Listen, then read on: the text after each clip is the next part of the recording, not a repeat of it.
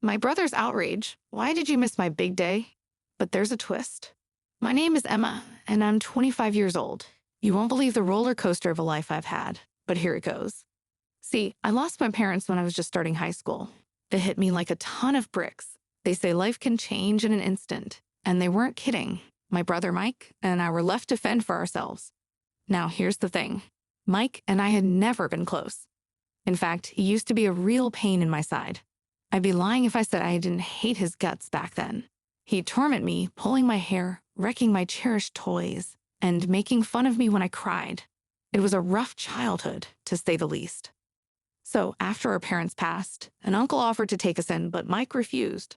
I was hesitant to leave our family home, the only place I felt any connection to anymore. We decided to stick it out together, just the two of us.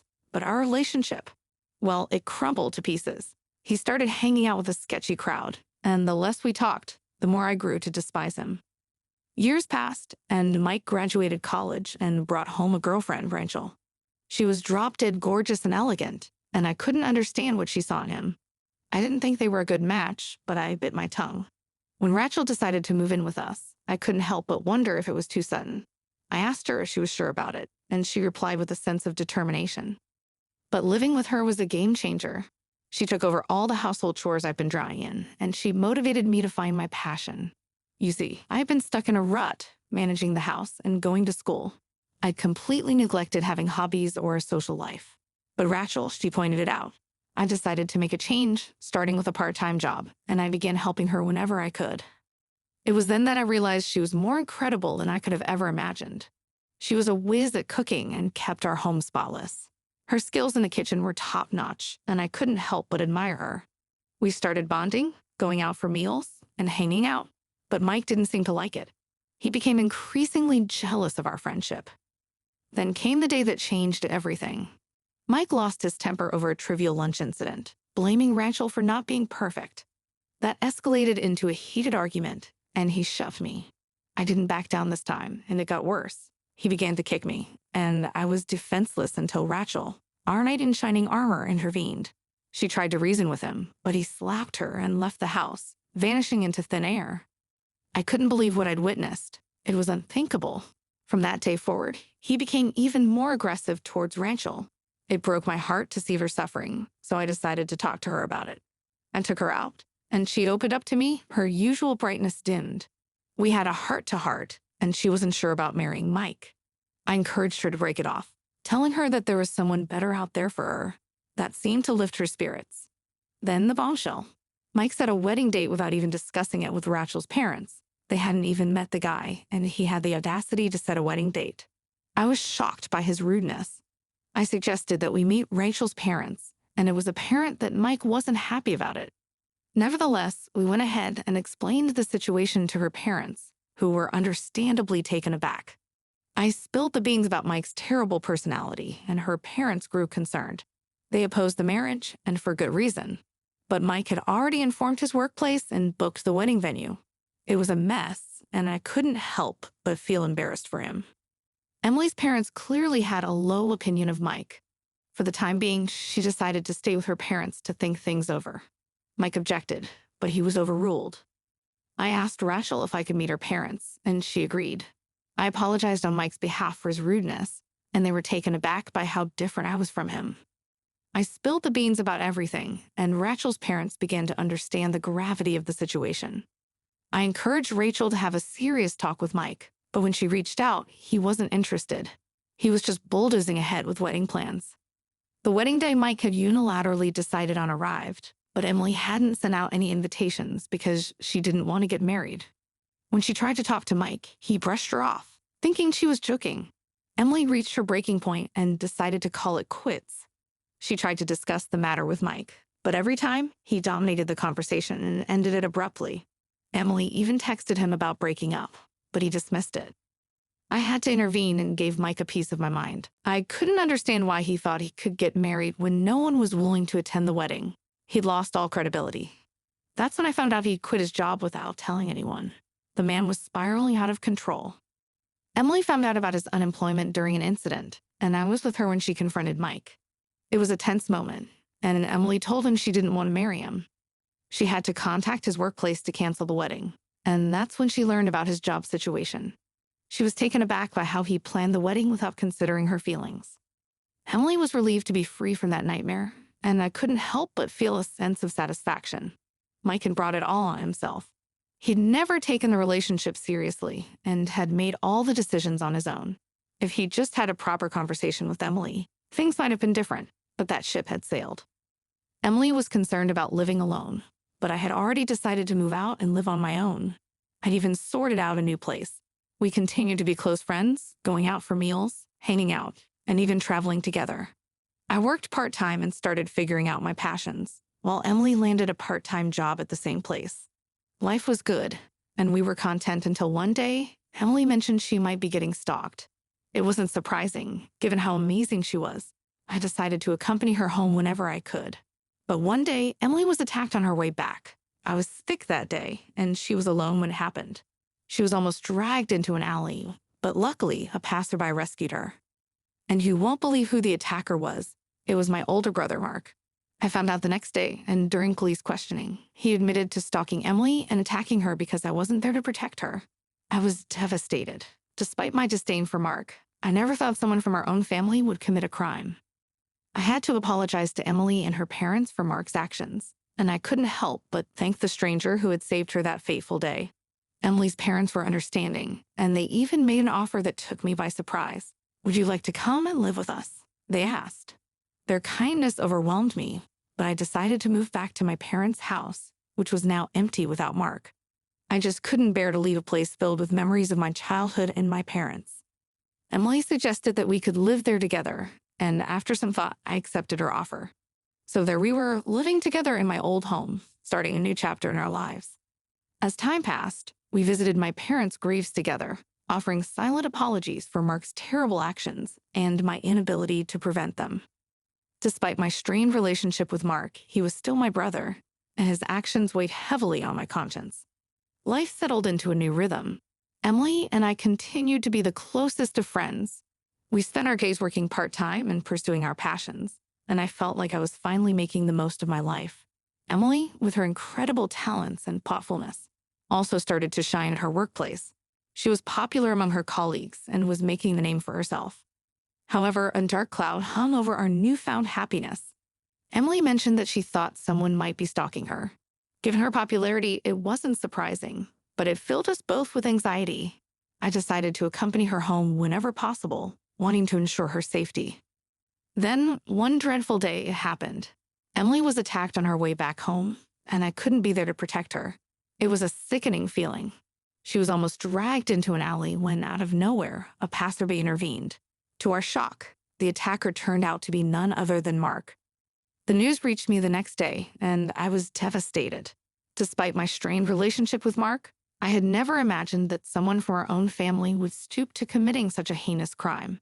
Emily was shocked too, and I couldn't help but feel guilty for not being there to protect her. I immediately apologized to Emily and her parents for the pain Mark had caused. The situation was unbearable, and we were all left grappling with the consequences of his actions. Emily's parents, in particular, were understanding, given the circumstances. They even made a generous offer, one that I hadn't seen coming. "Would you like to come and live with us?"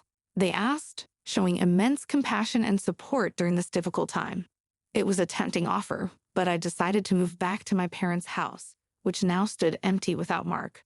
I just couldn't bear the thought of leaving behind a place filled with memories of my childhood and the life my parents had built. Emily, however, had a different idea. She suggested that we could live there together, turning my childhood home into a fresh start for both of us. After some contemplation, I agreed to her proposal. And so we began a new chapter in our lives, side by side, navigating the challenges that came our way and cherishing the bond we had developed. In the end, life had taken us on a journey we could have never predicted. From strained family relationships to finding friendship and support in the unlikeliest of places.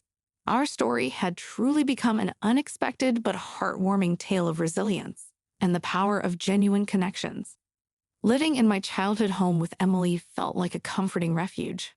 We redecorated and breathed new life into the place, filling it with laughter and shared moments. It was a space where we could heal from the past and nurture our dreams for the future. As the days turned into weeks and then months, our bond deepened.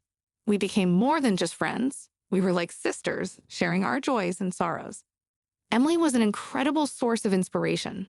Her talents and skills blossomed, and she started excelling in her part-time job. It was heartening to witness her growth and see her radiate with confidence and grace. I, too, had found my calling during this time. With Emily's unwavering support and encouragement, I pursued my passion for art, a dream I had long neglected.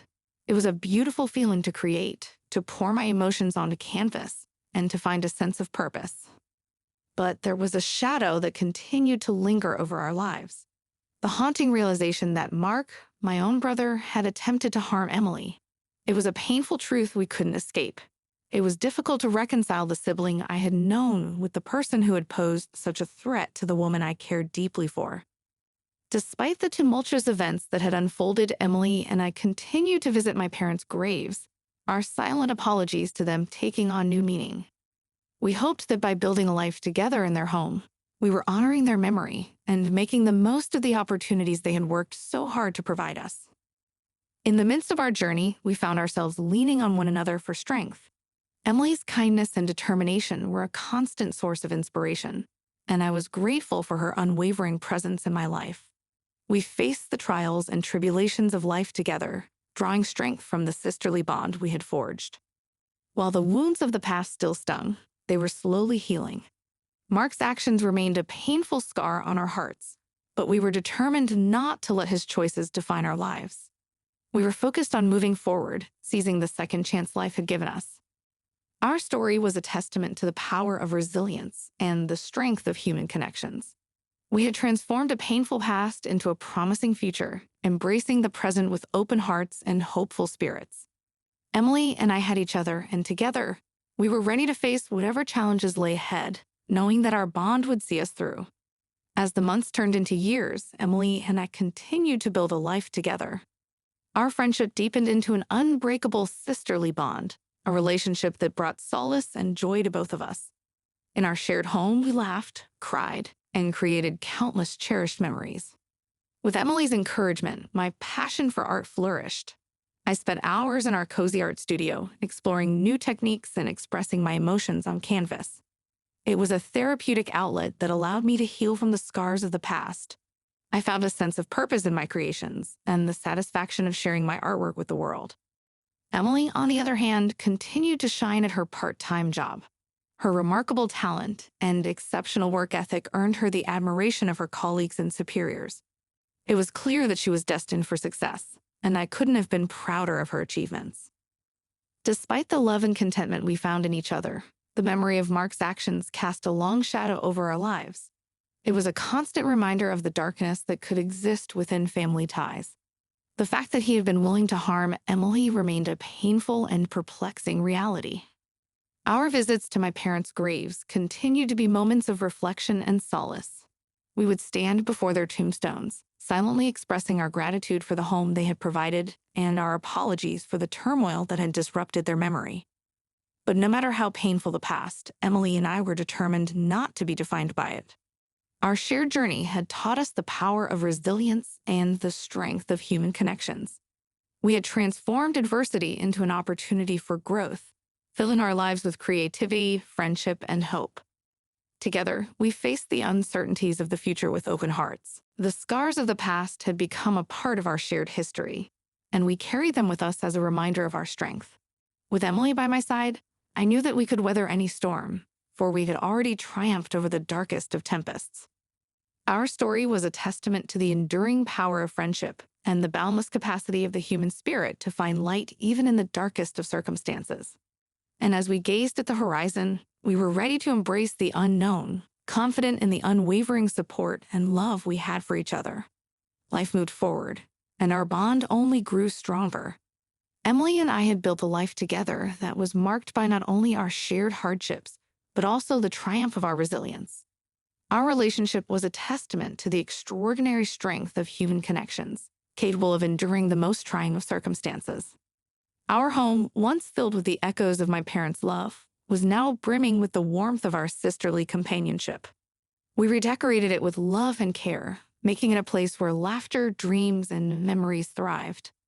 It was a sanctuary where we could heal from the past and nurture our hopes for the future. Emily continued to excel in her career, garnering accolades for her talent and dedication. It was an inspiration to watch her shine, knowing that her future was filled with possibilities. As for me, my art had found a purpose beyond expression. It had become a bridge to connect with others.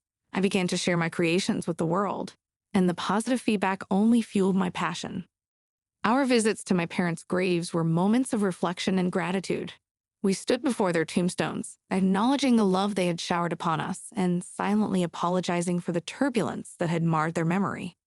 It was a ritual that helped us find closure and continue our journey forward. The shadow of Mark's actions still lingered, a stark reminder of the darkness that could reside within a family. His willingness to harm Emily was an enigma we couldn't fully comprehend, but we were determined not to let his actions define our lives.